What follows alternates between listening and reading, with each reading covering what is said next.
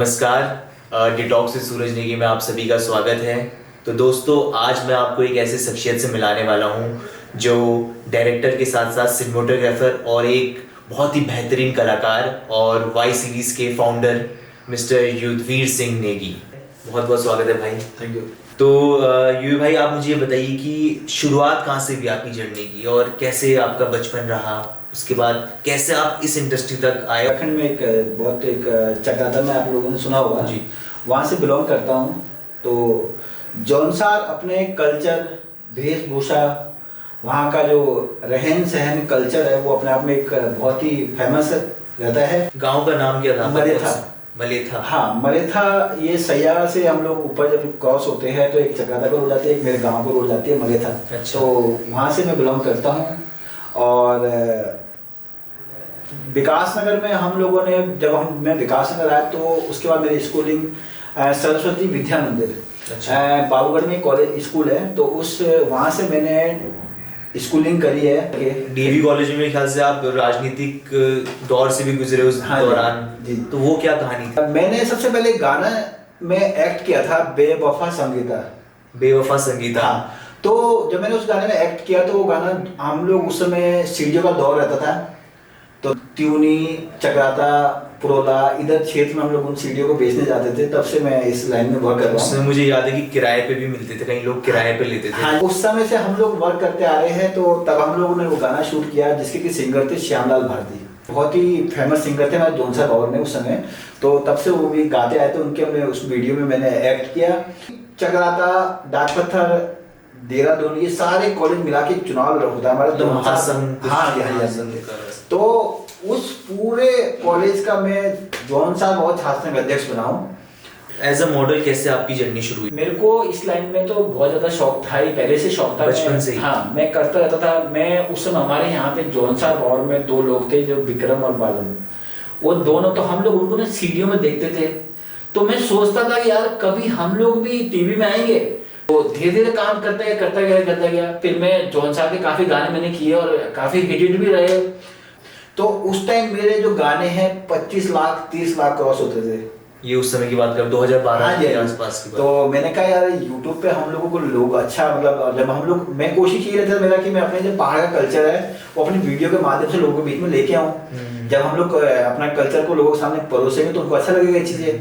वो मतलब जैसे आपने एज ए डीओपी और डायरेक्टर वाई सीरीज का कब आपने कथन किया? मतलब 2018-19 के एयरफेयर में मैंने YouTube चैनल बनाया अपना। अच्छा। क्या कुछ करना है, हमारे यहाँ के लोग हमें देख पाए, उसको एक स्क्रिप्ट रेडी करनी है, उसको अपने स्क्रिप्ट को लोगों के बीच में दिखाना भी है, उसे शूट करना है। पर डीओपी और डायरेक्टर का साथ में कॉम्बिनेशन, मतलब ये पहले से ही था कि पहले आप एज ए डीओपी आए? उत्तराखंड के गाने का जैसे थलकी बाजार, तो आपने देखा होगा, वो थलकी बाजार में ख्याल से भी 60 मिलियन क्रॉस कर चुका है। है। तो ये उत्तराखंड का पहला वीडियो एल्बम है जिस पे इतने व्यूज होंगे उत्तराखंड, मतलब ये इतना हाइप रहा कि बहुत ज्यादा वायरल रहेगा। उसकी मैं कहानी जानना चाहूँगा कि मतलब जैसे थलकी बाजार में कई लोगों से पूछा हो, मैंने सर्च भी किया, बट ऐसा कोई बाजार मुझे दिखा नहीं कि थलकी बाजार कोई है। हाँ, ये गाना मतलब पूरे कुमाऊं में, मतलब ये देखो, उत्तराखंड की अगर बात करें तो 1.5 करोड़ के फिर हम लोग की जनसंख्या है, और गाने 5-5, 6-6, 7 करोड़ अगर जाते हैं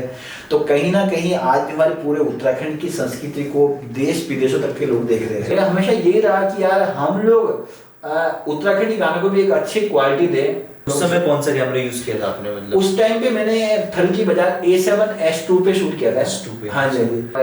आज भी मेरे पास वो कैमरा है और मैंने उसे आज भी अपने पास रखा है। मतलब अलग अलग युवा निकल के आ रहे हैं जो अपने कल्चर को प्रमोट कर रहे हैं एक तरीके से। जो तो जुबिन भाई के साथ कभी आपका हुआ मिलना या कभी काम का कुछ ऐसा सिलसिला बना? जुबिन भाई के साथ काम करा तो जुबिन भाई बहुत ही मतलब एक हंसमुख इंसान है और डाउन टू अर्थ, मतलब बहुत मेहनत करी है, तो उनके साथ भी बड़ा मजा आया। विक्की भाई के साथ मैंने देखा कि आपका काफी गाने किए आपने विक्की चौहान जी के साथ। घर में बड़ा भाई होता है विक्की भाई, वो इंसान है, उन्होंने मेरे को ऐसे हमेशा ऐसे सपोर्ट करते जैसे अपने छोटे भाई को। अभी उनके साथ एक गाना बनाया छत्रधारी, जो आपकी यूट्यूब चैनल है उसमें सबसे टॉप का गाना कौन सा था? मेरा गाना है काजल काजल है, वो आज के टाइम में 22 मिलियन रहा है। तो नथुली उस पर, और वो तेरे बुआ बदली गए, उत्तराखंड का बहुत ट्रेंडिंग सॉन्ग रहा वो भी। तो और बांध कमला है। तो ये है ऐसे एक चैनल तो लोग चला लेते हैं, ऐसे एक चैनल है, पर आपके साथ में 3 चैनल है। मतलब अपने 3 चैनल तो मैंने मेंटेन किए, उसके बावजूद भी मैंने मार्केट में कम से कम 40-50 जो चैनल अदर्स है उनके लिए भी मैं वर्क करता रहा हूँ, मतलब हमेशा। तो मेरा हमेशा महीने का मतलब ऐसा रहता था कि मैं कम से कम 10-12 मेरी वीडियो आती थी। मैंने इतनी मेहनत करी अपने लाइफ में, मतलब काम के ऊपर, मतलब बहुत ज़्यादा फोकस रखा था। एक नाम, फेम, एक इज्जत कमानी है, तो हम लोगों ने फिर उसके लिए हम लोगों ने रात दिन लगे रहते थे काम में। और इस बीच जो आपकी फैमिली लाइफ है, जो पर्सनल लाइफ है, मतलब देखो, एक चीज़ तो है, अगर लाइफ को एक अच्छे मुकाम अगर हासिल करना है तो कुछ ना कुछ चीज़ें त्यागनी भी पड़ती है। मेरे पापा एक क्लास कॉन्ट्रैक्टर है हाइडिल में। अच्छा। वो मतलब हम लोगों के साथ पहले मैं उनके बहुत सारे काम संभालता था। अच्छा, आप भी उनके साथ ही ये सब। आखा मंडल में पावर हाउस था तो मैंने उसे बनाया है। सावड़ा में एक पावर हाउस है, जौनसा में मैंने बनाया है। आपकी चीर बटिया, घनसाली, बूढ़ा केदारनाथ, इधर जितनी भी पहले मैं इसी फील्ड से था और इसी फील्ड में मैं काम करता था।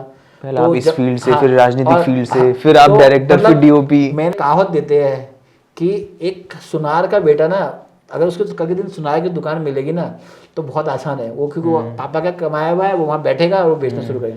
लेकिन अगर एक लोहार का बेटा अगर एक सुनार बनना चाहेगा तो उसे बहुत पापड़ बेलने पड़ेंगे। तो हम लोग ऐसे ही थे कि यार हम लोगों ने गरीबी देखी है, गांव में रहे हम लोग। मेरे पापा की खुद की कंपनी है, नेगी कॉन्ट्रैक्शन कंपनी। अच्छा। और पापा का सपोर्ट मिलता है इस फील्ड में काम करने हाँ, की? मतलब मेरे को घर से कभी ऐसा नहीं रहा। थोड़ा शुरू में रहता था यार कि ऐसा काम नहीं करते, तो लोगों को दिखाया वीडियो के माध्यम से, कहीं अवार्ड मिले, कहीं जगह सम्मानित किया।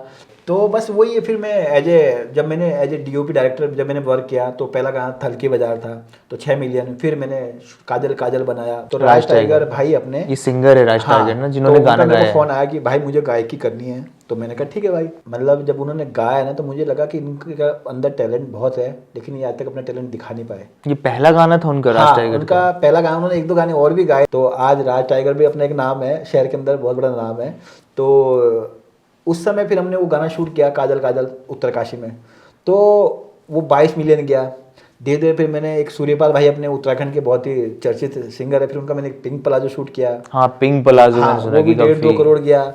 फिर मैंने उसके बाद ये फिर शोभनु तेरे गाड़ी को गुंगियाट, हेमा कराशी जी का, उनका भी वो भी 2-3 करोड़ के व्यूज उसमें भी आ चुके हैं। रुआन भाई का एक गाना था अब लगलू मंडान, अब लगलू मंडाल। ये भी 3 करोड़ के एयरफेयर में चढ़ने वाला है ये गाना भी। ये अब लगलू मंडाल में भी आप डीओपी थे? हाँ जी, हाँ जी, इसमें भी मैं डीओपी डायरेक्टर में ही था इसमें भी। अच्छा, डायरेक्टर और हाँ डीओपी जी, साथ में थे आप और इसमें। शोभनु में भी डीओपी डायरेक्टर में ही था।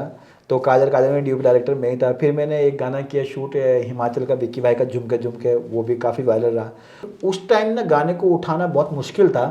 और मैंने उस टाइम पे ना वो गाने, सोचो आप, 6-6 करोड़, 5-5 करोड़, 3-3 करोड़, 4-4 करोड़, तो मतलब वाकई तो उस टाइम पे हम लोगों ने वो काम करना शुरू कर दिया था। रेड ड्रैगन, मतलब ऐसा इन्वेस्टमेंट आपने किस सोच से किया? एक्चुअली क्या है, मैंने ना 1-2 बार दिल्ली से मैंने इक्विपमेंट मंगाया। तो हम लोगों को रेड पे क्या होता है, ये बहुत कॉस्टली है। बॉडी 30-35 लाख के जाती है, और फिर लेंस भी 40-50 लाख के जाते हैं अगर प्राइम लेंस पे इस पे जाते हैं। तो मुझे लगता था यार हम लोग मुंबई से, जब मैंने अभी 2-3 गाने शूट करे तो मैंने दिल्ली से मंगाया, मुझे लगता था यार हम लोग उत्तराखंड में अच्छा वर्क कैसे करेंगे। अगर के दिन हम लोग कोई अच्छा गाना फिल्माते हैं तो हम लोग कैसे करेंगे, हम लोग तो किराया नहीं दे पाएंगे क्योंकि उत्तराखंड का इतना बजट रहता ही नहीं। तो मैंने रात दिन बहुत मेहनत करी है, जितना पैसा जोड़ा सब यहाँ लगाया। मैंने कहा यार यहाँ पे भी हो ना, कि अगर देखो 12 घंटे 24 घंटे तो कोई भी किराया दे देगा, लेकिन अगर किसी को डबल पड़ेगा तो कैसे मैनेज करेगा सारी चीज़ें। उत्तराखंड में ये चीज़ें है नहीं। और जो बड़े बड़े इन्वेस्टर आते हैं, मुंबई से आते हैं, कहीं से आते हैं, तो उनको यही रहता है यार प्रोडक्शन कहाँ से करेंगे। अच्छा, जब दिल्ली से लाना है उत्तराखंड में तो हम लोग यही ना काम करें, हमारे तो हम तो जाने और आने में थक जाएंगे। तो आज उनको अभी एक बॉलीवुड फिल्म पलायन आ रही है अभी बॉलीवुड की, उसमें पूरा प्रोडक्शन मैंने करा। तो थोड़ा सा हम लोगों को लगता था कि यार हमें यहाँ पे ये चीज़ें प्रोवाइड करनी चाहिए। तो यहाँ पर मार्केट कैसा है रेंटल, जैसे रेंटल चीज़ों का, इक्विपमेंट्स का मार्केट कैसा है? तो मुझे लगता है जो ये काम है ना, ये काम खत्म तो नहीं होगा, ये ऊपर ही बढ़ेगा, ये बढ़ते ही जाएगा। बढ़ते ही जाएगा। मैंने सिर्फ जो काम किया अपने पहाड़ को लेकर काम किया, अपनी एक संस्कृति को लेकर काम किया, और लोगों ने मुझे जो प्यार दिया, इसीलिए शायद मेरे को बहुत ज़्यादा प्यार भी दिया है। पर्सनल लाइफ में जैसे हमें एक साथी चाहिए होता है ज़िंदगी में, जी जी।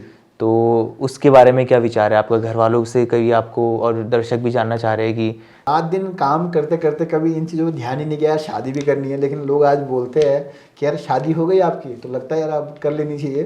तो बहुत जल्द उम्मीद करता हूँ कि शादी भी कर ही लूँगा। और गवर्नमेंट के साथ कैसा लिंक है आपका, जैसे प्रोजेक्ट के साथ? गवर्नमेंट शूट्स भी आप लगातार करते मैंने रहते हो? काफ़ी मतलब उत्तराखंड के भी काफ़ी गवर्नमेंट के शूट मैंने किए, ऐड शूट किए, पूर्व सीएम है उनके भी ऐड बनाए हैं। बाकी पंजाब के मैंने काफ़ी 50 सालनामा गवर्नमेंट जब पंजाब की गवर्नमेंट बनाती है तो उनके मैंने कम से कम 25-30 एड्स उनको शूट करके दिए है। बाकी बीच में अभी बाबा रामदेव जी का भी शूट करने को मौका मिला था, तो अभी उनकी भी 1-2 मैंने ऐड बनाए अभी ना उनके भी। और बाकी पुलिस लाइन में उनका भी हमेशा मुझे मतलब मैं लगभग मतलब हर जगह पे रहता हूँ। कभी अभी लेह लद्दाख गया था तो वहाँ पे आर्मी का एक पूरी डॉक्यूमेंट्री हम लोगों ने बनाई है।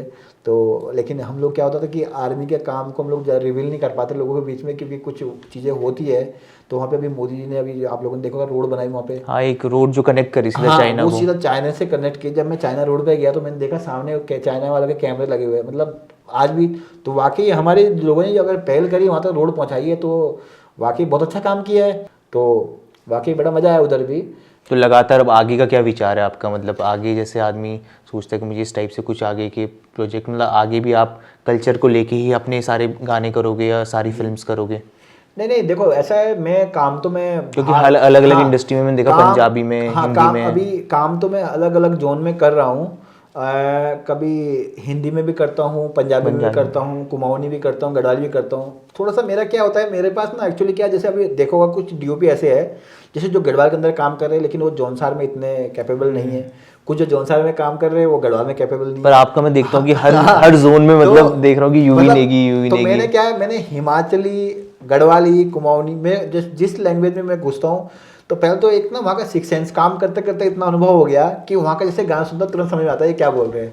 तो पूरे मुझे लग रहा है कि आपने एक बिल्कुल स्पष्ट तरीके से आपने बता दिया है। को ना मतलब पहाड़ों में ना बहुत ज़्यादा हम लोगों को ना आज भी आदर मिलता है।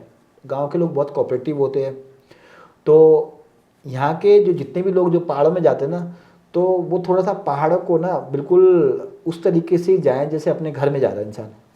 कि वहाँ के लोग बहुत शरीफ होते हैं, बहुत कोऑपरेटिव करते हैं। जैसे हम लोग आज गढ़वाल में हम लोग जाते हैं, जौनसार में हम लोग जाते हैं, तो वहाँ के लोग बहुत हेल्पफुल होते हैं। यहाँ तक कि रात भर हम लोग के साथ निस्वार्थ होकर काम करते हैं कि यार कम से कम ये तो है, तो हम लोगों से सीख के गए। तो ज्ञान जितना बांटोगे उतना कम है। बहुत लोग मुझे बोलते हैं कि आप सीख के आए हो। मैं सीख के तो नहीं आया, लेकिन मैंने ऐसे ऐसे लोगों के साथ काम किया जो बहुत अनुभवी लोग थे। तो जैसे आपने जैसे जौनसार से आप हो, फिर आपने शूटिंग के दौरान ही जैसे कुमाऊं हो गया, चमोली हो गया, इतने सारे रीजन आपने कवर किए। हमारे जो कुमाऊं में हैं, जो गढ़वाल में है ना, तो हमारा लगभग कल्चर सेम ही है सब जगह। क्योंकि वहाँ के जो आज भी वहाँ पे पिछोड़ी लोग पहनते हैं, हमारे यहाँ ढाटू घाघरा लोग पहनते हैं। इधर अपने दूसरे चलता है, हमारे उत्तरकाशी बैठ जाता तो वहाँ पे वो ऊन की सदरी वगैरह इस तरीके से कुछ पहनते हैं। तो हमारा ये जो पूरा जो एक एरिया है ना, तो इनका कल्चर ना सेम टू सेम लगभग थोड़ा बहुत इधर से इनके जैसे हिमाचल का जैसे जौनसार से मिलता है, जौनसार का जौनपुर से मिलता है, जौनपुर का गढ़वाल से मिलता है, गढ़वाल का कुमाऊं से मिलता है। तो वो वाइब और वो पहाड़ी वाला जो पन है वो आपके अंदर रहता ही है हमेशा। और उसी से आप काम करते रहे हो अभी तक।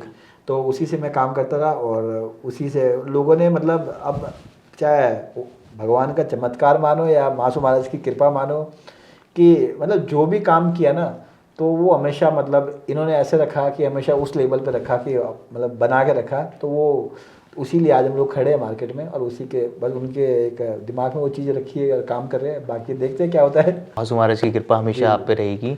तो ये भाई आपने हमें मतलब पूरा विस्तार में बता दिया है जौनसार के कल्चर के बारे में, जो वहाँ की मतलब जो लोगों की मान्यताएं थी उसके बारे में आपने हमारा वो बताया, और फिल्म इंडस्ट्री के बारे में, अपने पूरे जीवन की जर्नी के बारे में। तो आशा करते हैं कि दर्शकों को पूरा विस्तार से सब चीज़ें पता चली होगी। तो यूवी भाई आपको बहुत बहुत धन्यवाद शो में आने के लिए। Thank you so much. बहुत बहुत धन्यवाद।